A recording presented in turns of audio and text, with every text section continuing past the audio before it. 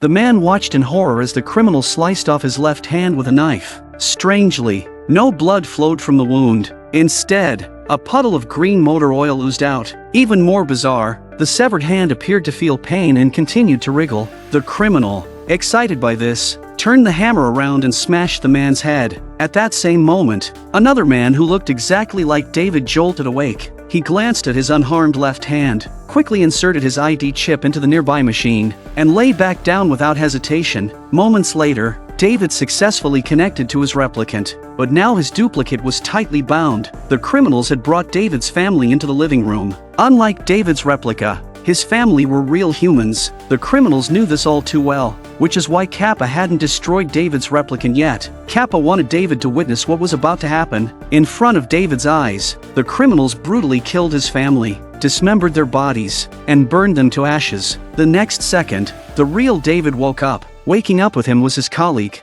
Cliff. In the next chamber, they were on a space mission, traveling to a life-bearing planet 120,000 light-years away. To prevent psychological issues during their 6-year journey, the government had created replicants for each of them before their departure. Using consciousness transfer devices, they could control their Earth-based duplicates and spend time with their families remotely. When Cliff heard about what happened to David's family, he immediately sought David out to comfort him. However, this only provoked David's resentment. David.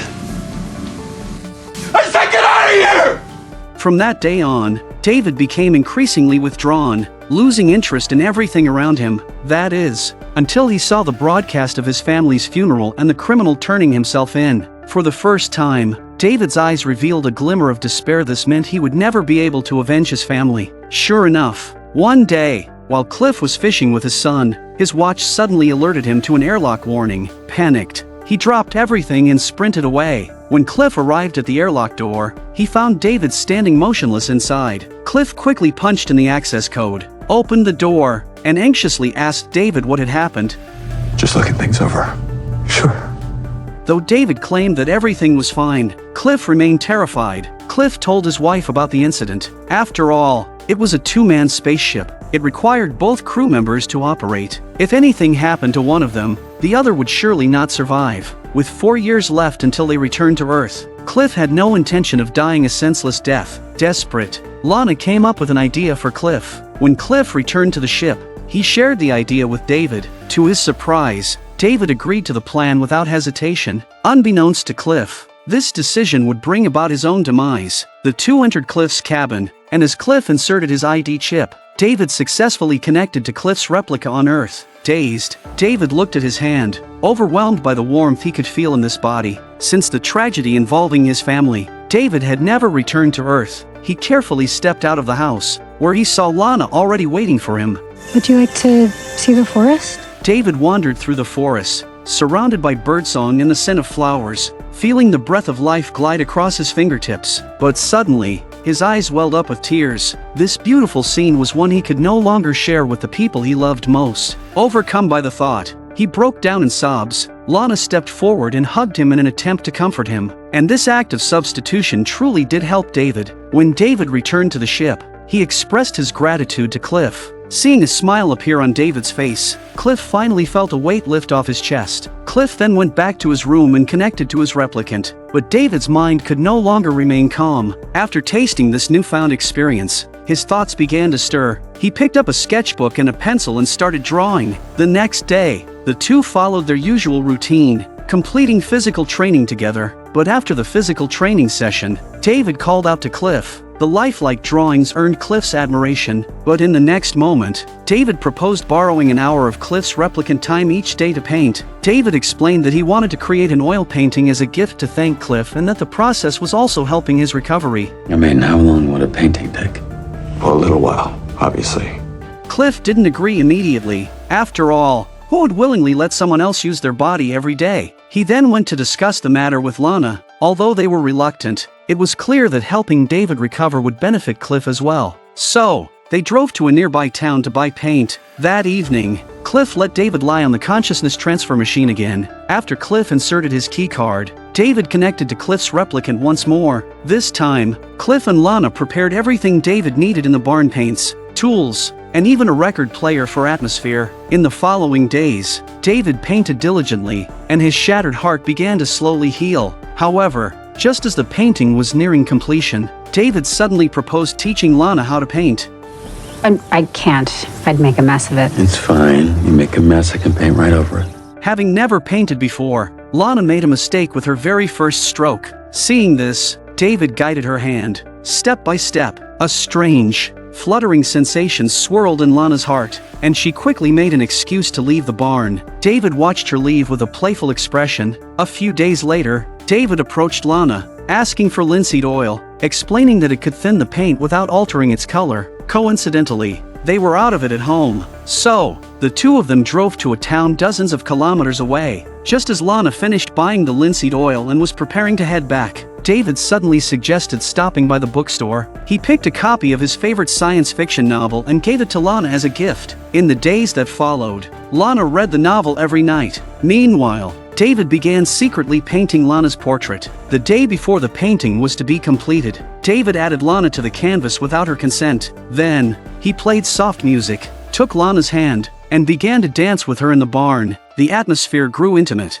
delicate, and increasingly hard to contain. Suddenly, Lana snapped out of the moment, pulling away in a panic and bolting from the barn without a word. David chased after her, hoping to close the distance between them, but a now clear-headed Lana shoved him away. Get away from me! You come here, you confuse me? You pick out gifts, you mess with my head, work your way into my home, wearing my husband like a suit? But this is not your home and you are not my husband. That man is no match for you.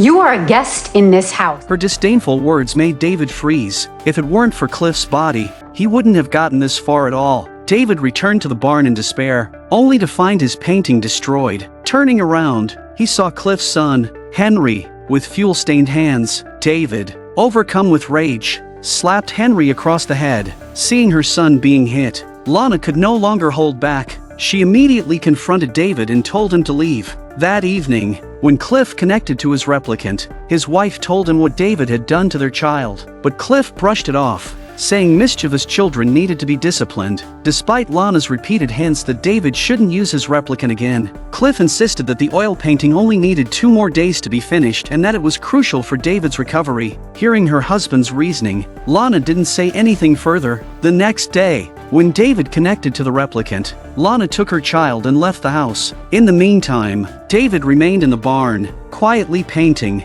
On the other hand, as Cliff was about to start his workout, he discovered the treadmill was broken. Wandering the spacecraft out of boredom, he noticed that David's cabin door was slightly open. Out of curiosity, he decided to take a look at David's recent sketches. What Cliff saw left him stunned. David had sketches of his own family hanging on the wall, but on the bench lay a sketchbook filled with drawings of Lana. Among them were several portraits of her, revealing and somewhat provocative. A surge of anger boiled within Cliff. He couldn't believe his kindness had welcomed a wolf into his home. He immediately sent David an urgent recall signal and demanded an explanation for the sketches. David calmly claimed they were nothing more than drawings, figments of his imagination, but Cliff didn't buy it. He angrily punched David in the face. David, angered in turn, lashed out verbally, criticizing Cliff without restraint. When Lana and her son returned home, Cliff was already waiting for them at the door. He brought Lana to the barn, smashed David's oil painting in front of her, and demanded to know if she had done something to betray him. Lana admitted that David did have feelings for her, which was why she had subtly warned Cliff not to let David use his replicant again. It turned out that ever since Cliff left for the ship, they had moved to this suburban area. Their lives had become monotonous and dull, limited to moving between rooms. Lana indeed felt loneliness and isolation, but she had never betrayed her husband. Hearing this, Cliff embraced his wife, and the two reconciled, clearing up their misunderstanding. From that day on, Cliff and David stopped speaking to each other. But one day, after finishing their physical exercises, David approached Cliff and apologized. He asked to connect to Cliff's replicant one last time to personally apologize to Lana. To Cliff, this sounded like a thinly veiled insult, so he fired back without holding back. That's not gonna happen. Your visit's offender. After snapping at David, Cliff turned and left, leaving David standing there, trembling with rage. Back in his room, David carefully groomed himself in front of the mirror. David then went to Cliff's room and stood motionless in front of him. Meanwhile, on Earth, Cliff suddenly received an emergency alert. He rushed back to the ship and discovered that a minor collision had occurred, causing a leak in the cooling pipes. The two hurried to the airlock. Cliff removed his belongings, suited up in his spacesuit, and stepped out of the ship under David's watchful gaze. When Cliff reached coolant pipe number 4, he realized there was no visible damage. Realizing something was wrong, he hurried back to the hatch, but no matter how much he shouted and pounded on the door, David wouldn't open it. Just when Cliff thought he had been betrayed, the door lights turned green, and the airlock slowly opened. Cliff questioned David about why he hadn't opened the hatch earlier. David casually brushed it off, saying he had gone to the bathroom, but then, David pulled Cliff's ID chip out of his pocket. A sense of dread instantly washed over him. Cliff rushed back to his room,